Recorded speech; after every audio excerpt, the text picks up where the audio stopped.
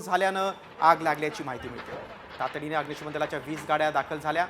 आग विझवण्यात यश आलंय।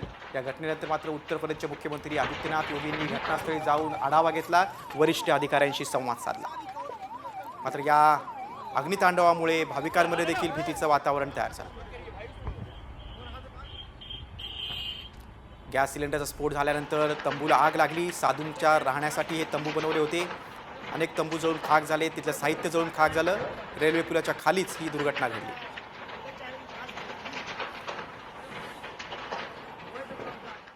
प्रयागराजमधल्या महाकुंभ मेळ्यात अग्नितांडव पाहायला मिळतंय।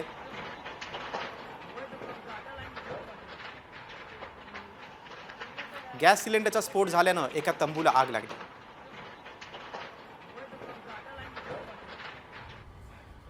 पुढे ही आग पसरत गेल्यानं अनेक तंबू जळून खाक झाले। अग्निशमन दलाच्या 20 गाड्यांकडून आगीवर नियंत्रण मिळवण्यात आले। शास्त्री पूल ते रेल्वे ब्रिज दरम्यानच्या परिसरात आग लागल्याची माहिती।